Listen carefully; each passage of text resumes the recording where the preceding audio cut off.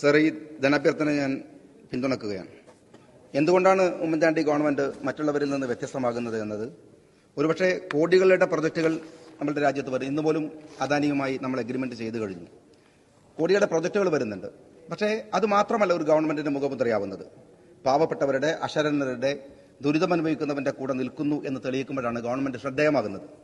അരുവിക്കരയുടെ മേൽത്തട്ടിൽ വലിയ പ്രചാരണ കോലാഹലങ്ങൾ നടന്നപ്പോൾ താഴെത്തട്ടിലെ വോട്ടർമാർ, പാവങ്ങൾ പോയി ഐക്യജനാധിപത്യ മുന്നണിയെ തെരഞ്ഞെടുക്കുന്നതിന്റെ കാരണം അവന്റെ സങ്കടങ്ങൾ ഏറ്റെടുക്കാൻ ഒരു ഗവൺമെന്റ് ഉണ്ട് എന്ന അവരുടെ ബോധ്യമാണ്.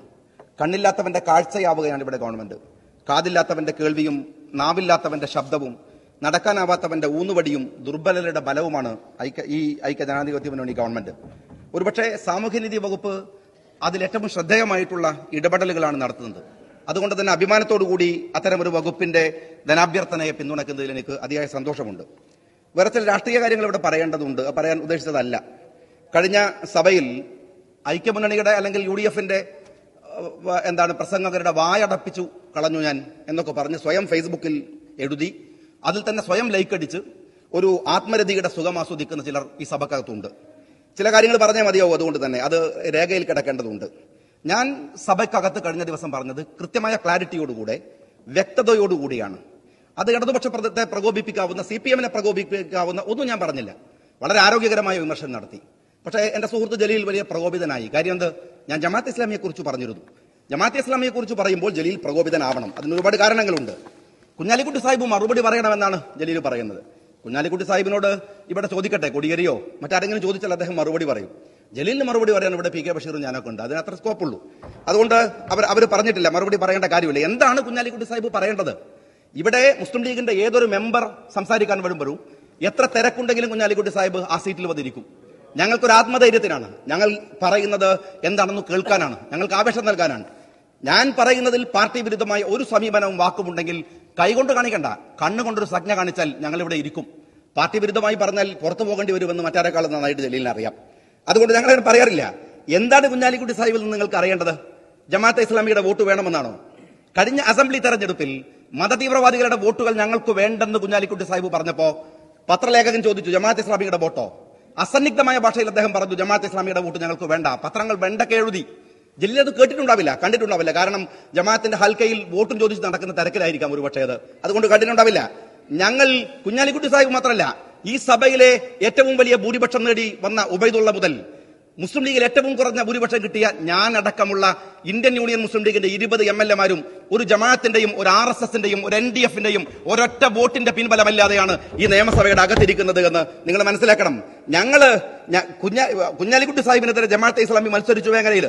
NDFന്റെ ഏറ്റവും ശക്തനായ സ്ഥാനാർത്ഥി കേരളത്തിൽ മത്സരിച്ചത് കുഞ്ഞാലിക്കുട്ടി സാഹിബിനെ തോൽപ്പിക്കാനാണ്. ഞങ്ങൾക്ക് മതതീവ്രവാദികളുടെ വോട്ടില്ല. ഞാൻ ചോദിക്കുന്നത് ജമാഅത്തെ ഇസ്ലാമിയെ കുറിച്ച് ജലീലിന്റെ അഭിപ്രായമാണ്. കാരണം സഖാവ് പിണറായി വിജയൻ പറഞ്ഞത് ആട്ടിൻ തോലടിഞ്ഞ ചെന്നായി എന്നാണ്. അദ്ദേഹം പറഞ്ഞത് ശാസ്ത്രീയ മതമൗലികവാദികൾ എന്നാണ്.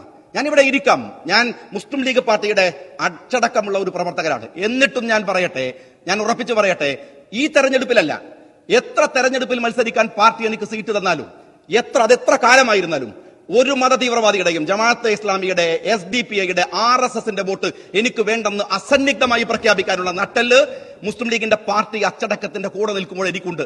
മുകളിൽ ആകാശവും താഴെ ഭൂമിയും മാത്രമുള്ള ഏതെങ്കിലും പാർട്ടിയിൽ കയറാൻ പറ്റുമോ എന്ന് നോക്കി നടക്കുന്ന ജലീലിന് അങ്ങനെ ആദർശത്തോടു കൂടി നിലപാടെടുക്കാൻ കഴിയാതിരിക്കുന്നത് എന്താണെന്ന് അറിയുമോ സാർ? ഞങ്ങൾക്ക് ഇതൊക്കെ പറയാൻ പറ്റും. കാരണം എന്താ അറിയോ? ഞങ്ങൾ അങ്ങനെ ജമാഅത്തിന്റെ വോട്ട് വേണ്ടെന്ന് പറഞ്ഞാൽ കുടുംബത്ത് കയറാൻ പറ്റാത്ത പ്രശ്നമൊന്നും വരില്ല. കാരണം എന്റെ വാപ്പ ജമാഅത്തായിരുന്നില്ല, എന്റെ ഉമ്മ ജമാഅത്തല്ല, എന്റെ ഭാര്യ ജമാഅത്തല്ല. എന്നാൽ അങ്ങനെ കുടുംബ പശ്ചാത്തലമുള്ള ഒരാൾക്ക് ജമാഅത്തിന്റെ വോട്ട് വേണ്ടെന്ന് പറയാനുള്ള ധൈര്യമുണ്ടാവില്ല. അങ്ങനെയുള്ളവർക്ക് അതിന് കഴിയില്ല. ഞങ്ങൾ ജീവൻ പണയപ്പെടുത്തിയാണ് ഇവിടുത്തെ മതവർഗീയവാദികളോട് പൊരുതിയത്. മറ്റ് സമുദായത്തിൽ നിന്നൊരു ജീവഭീഷണി ഉണ്ടാവുന്നത് അത്ഭുതമൊന്നുമല്ല. സ്വന്തം സമുദായത്തിലെ തീവ്രവാദ സംഘടനകൾ ജീവന് ഭീഷണി ഉണ്ടാക്കുന്നുണ്ടെങ്കിൽ ഞങ്ങൾ പൊരുതിയത് മതേതരത്വത്തിന് വേണ്ടിയാണ്. ഞാൻ മുസ്ലിം യൂത്ത് ലീഗിന്റെ സംസ്ഥാന പ്രസിഡന്റായിരിക്കുമ്പോൾ അവിടെ ഇരിക്കുന്ന കൊടിയേരി, ആഭ്യന്തരമന്ത്രി ബഹുമാനപ്പെട്ട കൊടിയേരി, അദ്ദേഹത്തിന്റെ ഓഫീസിൽ നിന്ന് എനിക്കൊരു ഫോൺ വന്നു.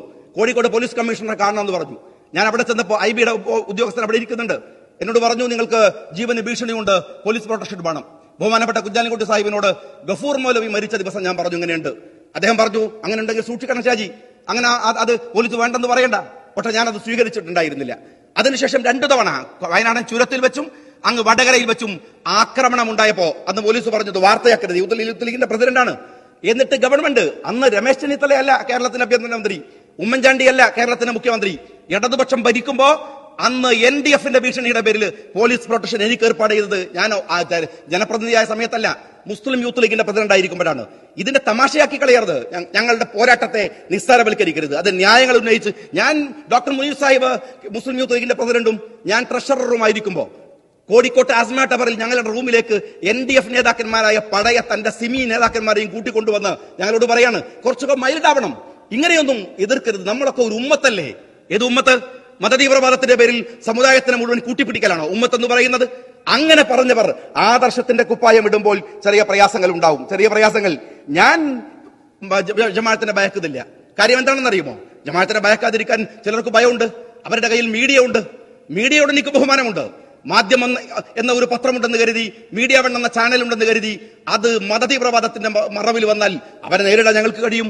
അങ്ങനെ മീഡിയ ഊതി വീർപ്പിച്ച, മാധ്യമം ഊതി വീർപ്പിച്ച ബലൂണൊന്നല്ല KM ഷാജി എന്ന് പറയുന്നത്. അങ്ങനെ ഭയമില്ല. അത് ഞങ്ങളൊക്കെ ആദർശം തലേ കയറ്റി നടക്കണ പോലെ അതിന്റെ പരിഭാഷയുള്ള ആളൊന്നുമല്ല.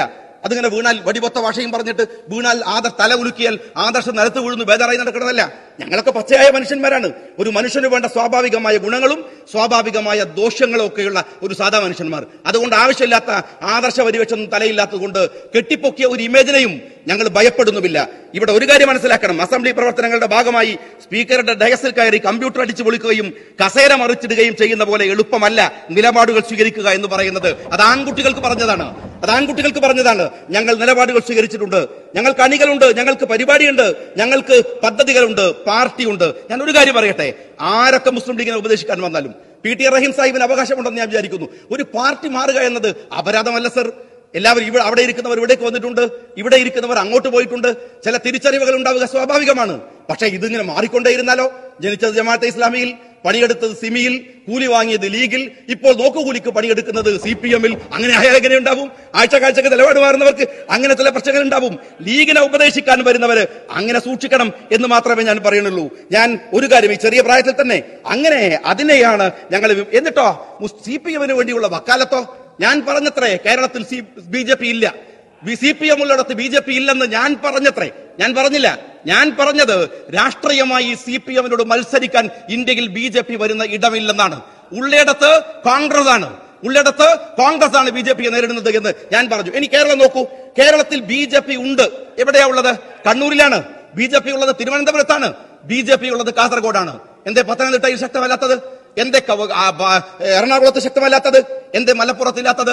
CPM-ന്റെ സ്വാധീനമുള്ള കേരളത്തിലെ മുഴുവൻ പ്രദേശങ്ങളിലും എന്തുകൊണ്ടാണ് BJP ഒരു മറുശക്തിയായി വളർന്നു വരുന്നത്? ജലീലിന്റെ ഉത്തരവ് എന്താണ്? BJP-ക്കാർ ഞങ്ങളെ കൊല്ലുന്നു, CPM BJP-യെ കൊല്ലുന്നു, NDF ഞങ്ങളെ കൊല്ലുന്നു. ഞാൻ ചോദിക്കുന്നത്, ഈ